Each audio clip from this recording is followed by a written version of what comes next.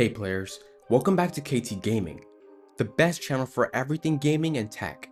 Today, I'm breaking down everything you need to know about the new PlayStation monitor. Not an INZONE, not a random third party, but an official PlayStation 27-inch gaming monitor with a built-in DualSense charging hook. So guys, let me break down the specs, features, how it works with the PS5 and PS5 Pro, and why it's going to be perfect for some setups. This video has it all. So let me dive into it. So guys, I bet you're wondering, what am I actually looking at here? Well, let me enlighten you. Sony just announced the PlayStation 27-inch gaming monitor with DualSense charging hook. Yup, that's the full name for now. And it's built specifically for people who play PS5 on a desk setup instead of a living room TV. It's rocking a 27-inch QHD display, that's 2560x1440 resolution, an IPS panel, and it's designed by Sony Interactive Entertainment, not just the Sony INZONE PC brand. Basically, Sony saw that a lot of us are moving our PS5 over to our battle stations and our PC setup with keyboards, mice, speakers, and monitors, and they said, well, we're already developing a speaker, so here's a monitor that looks and feels like a PS5 and plays nice with PS5 features out of the box. On top of that, this is their very first PlayStation branded console monitor in years. The last time they did something like this was way back then, guys, in the good old days, the golden era, the PS3 era with that little 24-inch 3D monitor.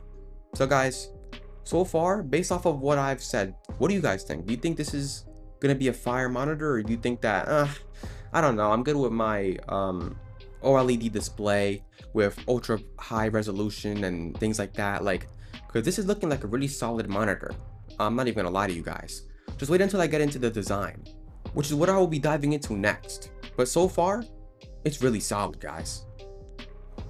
Well, yeah, guys, this monitor literally looks like it grew out of the PS5. Like the PS5 had a mutation and it just, poof, a monitor popped out. It has a clean white and black shell, a minimal stand, and a back panel shaped to match the PS5 aesthetic. The star of the show is that DualSense charging hook. On the back of the monitor, there's a flip down hook that you could pull out, drop your DualSense or DualSense Edge on it, and it charges the controller while it hangs there. So think of it like a built-in controller dock, which means that you won't need an extra stand on your desk, one less cable to deal with, and your controller is literally hanging right behind your screen, ready to go. And Sony's also saying, yup, this monitor is meant to be your PS5 hub, not just another random PC monitor that is also compatible with the PS5. If you guys want to build a full PlayStation desktop setup, they also shout out that it goes hand in hand with their new Pulse Elevate wireless desktop speakers they announced, which are made for 27 to 32-inch monitors. Coincidence? I think not. You could basically build a little mini PS5 command center, PS5 on the desk, this monitor, the Pulse Elevate speakers, the controller hanging off the back like it's on display. And guys, who knows what else they'll come up with so that they could really build the PS5 ecosystem. Like if you want to go with a full PS5 setup, if you don't have a PC, then hey man, they might even make a PlayStation desk. Wouldn't that be funny? Alright guys, let me talk the numbers, because for a lot of people this is what most matters to them when they're looking at monitors. So from the PlayStation blog and coverage around it, here's what we know so far. The resolution is QHD 1440p, 2560x1440. The panel is IPS, so good colors and viewing angles, but it is not OLED, which is a deal breaker for a lot of people. The refresh rate is up to 120Hz on PS5 and PS5 Pro, and up to 240Hz on PC and Mac, if your GPU could push those frames. There's also VRR support for smoother gameplay with supported games, HDR with auto HDR tone mapping. When you hook this up to the PS5, it auto-adjusts HDR settings during setup, so you don't have to fiddle in the menu for hours instead of diving right into your games. So for consoles, you're basically looking at a 1440p, 120Hz with VRR and HDR on PS5 or PS5 Pro, which is right in that sweet spot for competitive and story games. For PC, if you use your DualSense, this monitor doubles as a 240Hz competitive screen, especially for shooters like Valorant, Apex, Warzone, or whatever you spend hours on, without taking a shower, you darn sweats. It also has built-in stereo speakers and a 3.5mm headphone jack if you want simple audio without extra gear. So let me talk ports, because this is where it actually matters for your setup and how you connect everything. According to Push Square and other breakdowns, the monitor gives you two HDMI 2.1 ports, one DisplayPort 1.4, two USB Type-A, one USB Type-C, a 3.5mm audio output, built-in stereo speakers, and Visa mount compatibility if you want it on an arm instead of the stock stand. HDMI 2.1 supports up to 1440p 240Hz with VRR, and DisplayPort can also go up to 1440p 240Hz for PC. Wow guys, that was a mouthful, but yeah guys, this monitor definitely packs a punch for sure.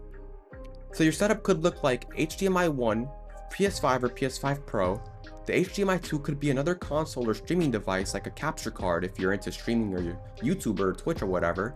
DisplayPort for your PC if you have one, and the USB-C or USB-A could be used for things like PlayStation link adapters, USB headsets, dongles, or charging cables. So basically, this monitor is built to be that one monitor you can plug everything into, not just your PS5, which is really nice for convenience and making everything come together with your setup. Alright guys, it's time. Every product, every game has them, the criticisms and catches. So sites like PC Gamer and people on Reddit are already saying that spec-wise, it's kinda unexciting for a 2026 monitor. It's 27-inch 1440p, which is good but not 4K and not OLED, especially when other brands are dropping 4K 240Hz and QHD OLED stuff already. And Sony hasn't said anything about local dimming, mini LEDs, or any fancy backlight tech. So don't expect insane HDR like on high-end OLEDs. And the price is still a mystery. No official number, just launching in 2026 in the US and Japan, in quotation marks. So the big questions are, guys, how much is Sony going to charge for this? If it's cheap enough, it could be a really nice simple desk monitor for PS5 and maybe even like a decently powered PC. And if they price it like a premium OLED, that's they're gonna get backlash for that for sure. And do you guys care more about the PS5 integration or pure specs?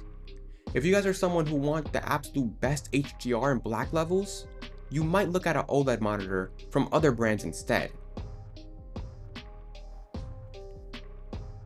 So, I bet you're wondering, is it worth it for me? Or is it not? Especially if you already have a monitor and you want like a dual monitor setup, or this is your first monitor and you have a PC and PS5 and you're not sure what to do.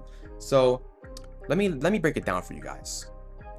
This thing makes the most sense if you play mainly on PS5 or PS5 Pro at a desk, you like the PlayStation aesthetic and want that clean matching setup, you want plug and play HDR, VRR, and 120Hz without messing with settings, and you also sometimes use PC and Mac, and you want to take advantage of that 240Hz.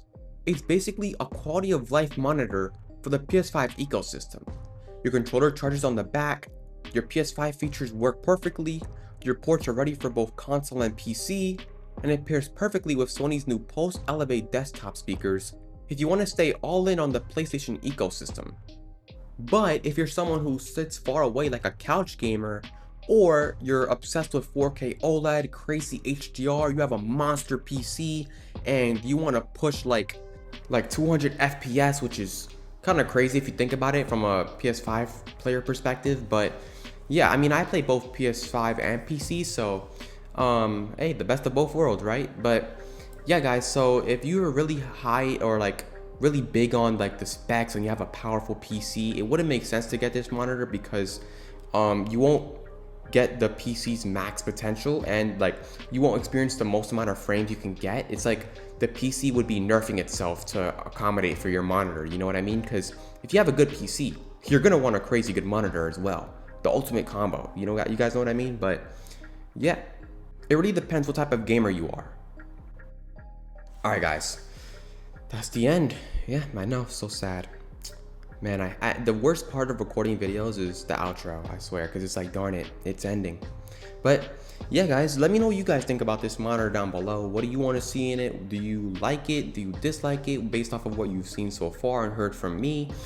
Because I think that if you're on a budget setup, like with the desk and everything, the speaker, the headset, and you're just using a PS5 and have like a medium power, not too crazy PC, then I say that like this monitor would be good for you. But if you're on a couch, it wouldn't make sense to get it. And if you're on a and if you into crazy graphics and settings like that, then also no, because obviously you want the best of the best. And this monitor isn't really the best of the best. It's like more like a PS5, but also compatible with PC monitor, and it actually does do good for PC, but it's mostly a PS5 ecosystem type monitor. And yeah, guys, it's really decent for the specs. And it depends what type of gamer you are, again, guys. But yeah, let me know what you guys think about this down below. What do you want to see? What do you wish they added in the monitor? I mean, well, it did just get announced recently, so it's not like they haven't announced everything yet, and there could be some surprises, so who knows. But you guys let me know about your thoughts and opinions down below in the comment section.